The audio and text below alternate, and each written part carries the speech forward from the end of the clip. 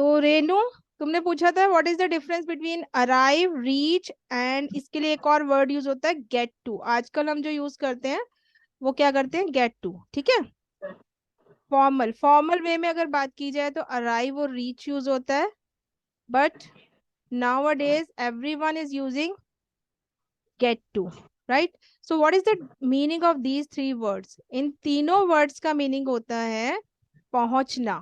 इन three words का these have same meaning. Okay, These are synonym. हाँ, we can say synonym as well.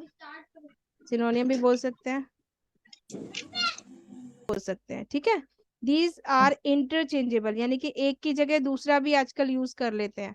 Arrive की जगह हम reach बोल देते हैं, रीच की जगह गेट टू बोल देते हैं।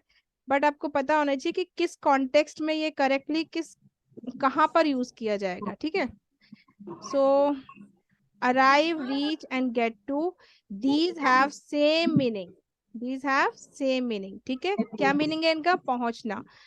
These three verbs are used to about being at your final destination.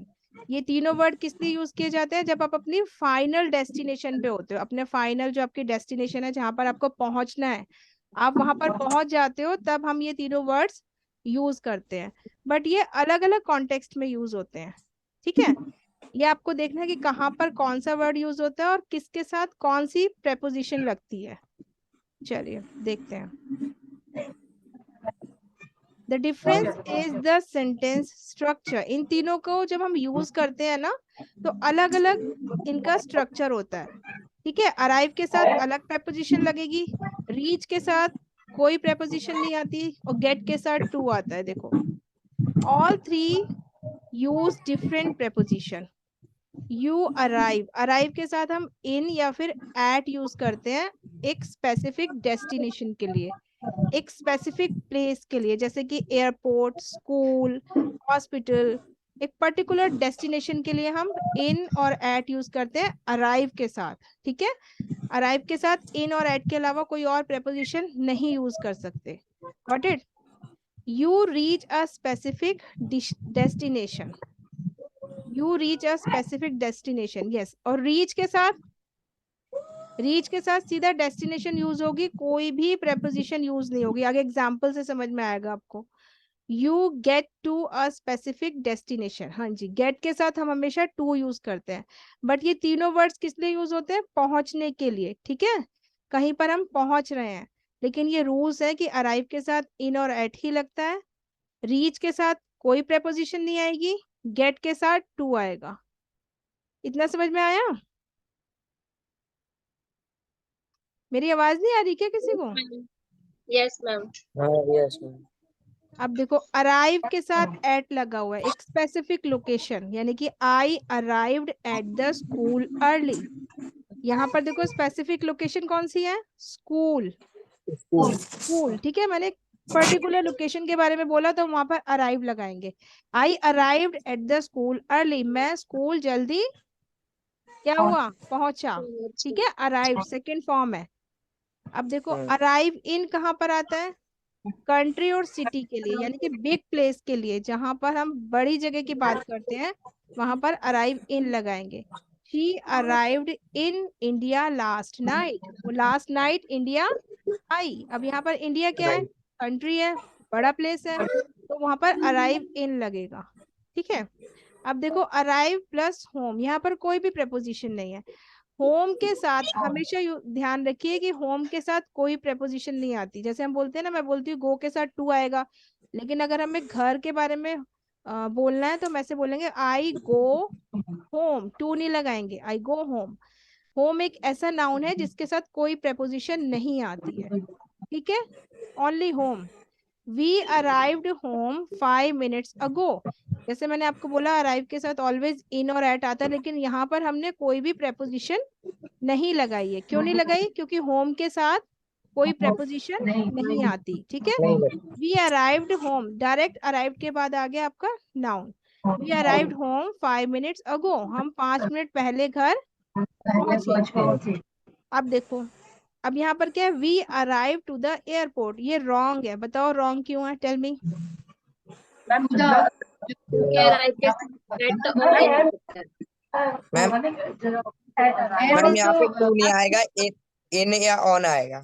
इन या ऑन? तो बेटा मैंने बोला ही नहीं, अराइव मैम के एट साथ एट आएगा। यस, एट, सॉरी, हाँ एट आएगा क्योंकि हम स्पेसिफिक लोकेशन बता रहे हैं, तो एट द एयरपोर्ट आएगा। राइट, वेरी गुड काजल। ठीक है, तो ये रॉन्ग है। अब आ जाओ रीच पे। रीच कहाँ यूज करते हैं? We use reach when there's difficulty effort reaching the destination. इसका मतलब है जब हमें किसी डेस्टिनेशन पे पहुंचने के लिए कोई प्रॉब्लम फेस करनी पड़े, हमें कोई डिफिकल्टी हो, या हम बहुत सारे एफर्ट्स कर कर जहां पर पहुंचे, तो उसके लिए रीच आता है। For example, I reach the office at 10 AM as I missed my train. मैं ऑफिस पहुंचा कब? 10 बजे, क्योंकि मेरी जो ट्रेन है वो मिस हो गई थी। ठीक है, अब मेरी ट्रेन मिस हो गई तो क्या हुआ? मुझे दूसरी ट्रेन लेनी पड़ी। ठीक है, मैंने कुछ एफर्ट्स की, मुझे डिफिकल्टी हुई कि नहीं हुई? अगर मुझे मेरी ट्रेन मिल जाती तो मैं बोलती आई arrived the office, I arrived at office, not the office, I arrived at office. यहाँ पर हाँ, आई अराइव्ड एट ऑफिस आएगा अगर मैं यहाँ पर कोई डिफिकल्टी फेस नहीं करती। समझ में आया? लेकिन मुझे प्रॉब्लम हुई क्योंकि मेरी ट्रेन मिस हो गई थी, तो मैंने यहाँ पर रीच लिखा। रेनू, क्लियर हुआ ये कि अराइव में क्या होता है कि हम कोई डिफिकल्टी फेस नहीं करते, डायरेक्ट कहीं पर जैसे अपना ट्रेवल किया और पहुंच गए। लेकिन अगर बीच में कोई हार्डल्स आ जाते हैं, कोई प्रॉब्लम्स आ जाती है, और उसको फेस करने के बाद हम कहीं पे पहुंचते हैं, तो वो रीच्ड आएगा वहां पे। ठीक है, सेकंड देखो, there was heavy rain so it was not easy to reach office on time. Heavy rain थी वहां पर, इस वजह से मतलब क्या था, इजी नहीं था ऑफिस टाइम पर पहुंचना। डिफरेंस क्लियर हुआ अराइव और रीच में? अराइव में हम जनरली कहीं पर पहुंचते हैं, ठीक है, और रीच में हम एफर्ट्स करके या फिर किसी प्रॉब्लम्स को सॉल्व करके पहुंचते हैं। ठीक है, अब देखो अगर हम अपने गोल पे भी पहुंचते हैं, तो finally we reached our goal. तो गोल के लिए भी क्या होता है, हम एफर्ट्स करते हैं ना। अगर हमारा कोई गोल है तो हम उसको एफर्ट्स करके, वहां पे हम अराइव यूज नहीं करेंगे, वहां पर हम रीच यूज करेंगे। क्लियर? चलिए, यस अब देखिए गेट टू। आजकल क्या है, nowadays we are using get to a lot. अब ये भी नहीं देखते कि कहाँ पर अराइव लग रहा है, कहाँ पर रीच लग रहा है। लेकिन गेट टू देखा जाए तो ये मोस्टली पर्टिकुलर यूज किया जाता है रीच्ड के प्लेस पे, यानी कि जब हम कोई डिफिकल्टी फेस करके कहीं पर पहुंचे, या कोई एफर्ट्स करके कहीं पर पहुंचे, तो वहां पर गेट टू यूज होगा। ठीक है, but nowadays everyone is using everywhere, like we got to the airport early, हम एयरपोर्ट जल्दी पहुंच गए। ठीक है, she got to Bombay 5 minutes ago, वो 5 मिनट्स पहले पहुंच गई Bombay. we got to the mall on time, हम मॉल टाइम पर पहुंचे। तो गॉट टू का मतलब भी पहुंचना होता है। स्पोकन में हम गॉट टू यूज कर सकते हैं। मोस्टली अराइव और रीच, ये हमारा जो रिटर्न पार्ट होता है ना, जो बच्चे एग्जाम्स देते हैं उनके लिए ज्यादा ये अच्छे से समझना जरूरी है।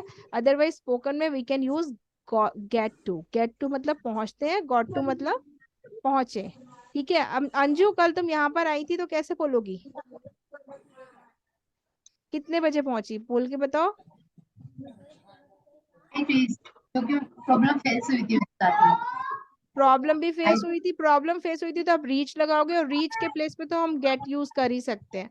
प्रेजेंट में गेट और पास्ट में गॉट टू। अगर हम अब पूछ रहे हैं तुमसे, तो तुम अब गॉट बोलोगी, गेट नहीं बोलोगी, क्योंकि कल का इंसिडेंट बताओगी ना, कल पहुंची हो ना यहाँ पर, तो बताओ गॉट टू से। I got to there I got to my at last. Sister's home.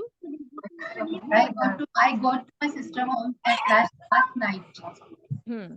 तो इसका मतलब है कोई डिफिकल्टी फेस हुई होगी, बीच में कुछ प्रॉब्लम्स आई होंगी। ठीक है, अदरवाइज आजकल हम गॉट टू या गेट टू ऐसे भी यूज कर लेते हैं कहीं पर पहुंचने की सेंस में। मैं ऑफिस 10 बजे पहुंचता हूँ, इसको कैसे बोलेंगे? I get to office I got to office I 10. get to office at 10 10 10। o'clock. Yes, ठीक है, तो ये क्लियर हो गया? कुछ इसमें problem? No, ma'am. Renu clear? Yes, ma'am. Stop